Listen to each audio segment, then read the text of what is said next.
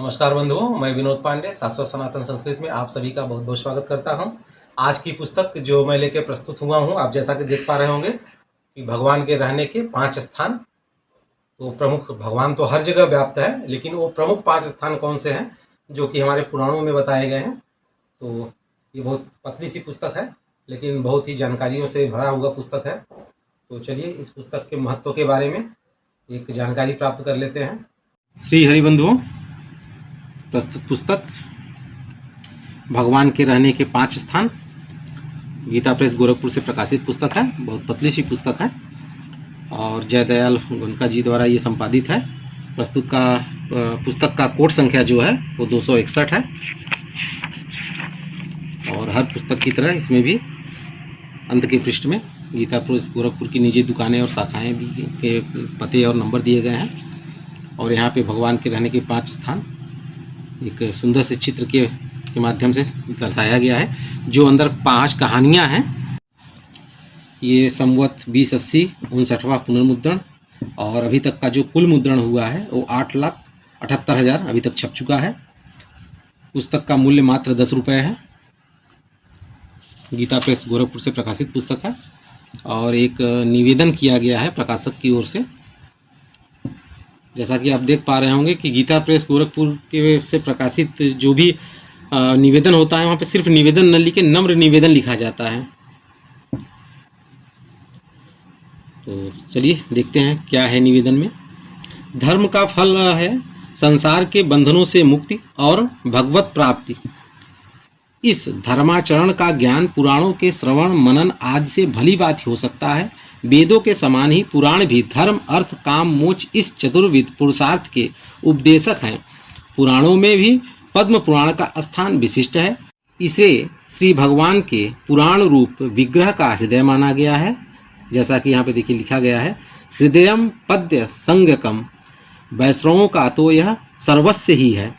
पद्म पुराण में भगवत भक्ति ज्ञान वैराग्य तपश्चर्या देवाराधन तीर्थ व्रत दान धर्म आदि अनेक विषयों के विशद विवेचन के साथ अनेकों शिक्षाप्रद उपाख्यान और कल्याणकारी कथाएं हैं, जिनके आदर्श चरित्र सत्य धर्म और नीति का गहन शिक्षण देने के साथ आध्यात्मिक चेतना जागृत करके आत्म कल्याण का मार्ग प्रशस्त करते हैं। प्रस्तुत पुस्तक में पद्म पुराण सृष्टि खंड से संकलित 5 कथाओं का संग्रह है।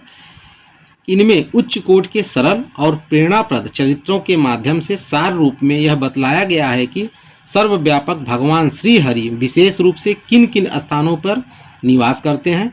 गीता प्रेस से प्रकाशित पद्म पुराण के संक्षिप्त हिंदी रूपांतरण का संपादन परम श्रद्धेय ब्रह्मलीन श्री जयदयाल जी गोविंदका द्वारा सरल सुबोध भाषा शैली में बहुत पहले ही किया गया था, जो ग्रंथकार में आज भी उपलब्ध है। उसी से ली गई मूक चांडाल तुलाधार वैश्य नरोत्तम ब्राह्मण आदि की सुप्रसिद्ध शिक्षाप्रद कथाओं का यह संकलन सबके हित लाभ के लिए प्रकाशित किया गया है। इस पुस्तक के पठन पाठन और मनन द्वारा इन महान चरित्रों की विशेषताओं का अनुसरण एवं धारण करने से जीवन में निश्चित ही परिवर्तन हो सकता है, ऐसा हमारा विश्वास है। सरल सुबोध भाषा में प्रस्तुत यह पुस्तक सभी वर्ग के पाठकों के लिए अत्यंत उपयोगी है। अतएव सभी लोगों को इससे प्रकाशित अधिकाधिक लाभ उठाना चाहिए। ये प्रकाशक द्वारा एक नम्र निवेदन है। फिर यहाँ पे अमूल्य वचन है, तो चलिए इस अमूल्य वचन को भी एक बार देख लेते हैं क्या लिखा हुआ है। ऐसी चेष्टा करनी चाहिए जिससे एकांत स्थान में अकेले का ही मन प्रसन्नतापूर्वक स्थिर रहे। प्रफुल्लित चित्त एवं एकांत में श्वास के द्वारा निरंतर नाम जप करने से ऐसा हो सकता है। भगवत प्रेम एवं भक्ति ज्ञान वैराग्य संबंधी शास्त्रों को पढ़ना चाहिए। एकांत देश में ध्यान करते समय चाहे किसी भी बात का स्मरण क्यों न हो, उसको तुरंत भुला देना चाहिए। इस संकल्प त्याग से बड़ा लाभ होता है।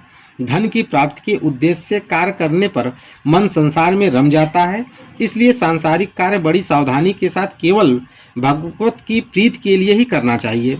इस प्रकार से भी अधिक कार्य न करें, क्योंकि कार्य की अधिकता से उद्देश्य में परिवर्तन हो जाता है। सांसारिक पदार्थों एवं मनुष्यों से मिलना जुलना कम रखना चाहिए। संसार संबंधी बातें बहुत ही कम करनी चाहिए। बिना पूछे न तो किसी के अवगुण बताने चाहिए और न उनकी तरफ ध्यान ही देना चाहिए। तो इस तरह से है। और फिर यहाँ पे भगवान के रहने के जो 5 स्थान है, यहाँ पे आप देख सकते होंगे कि इसमें कोई विषय सूची नहीं दी गई है और सीधे सीधे यहाँ पे दे दिया गया है।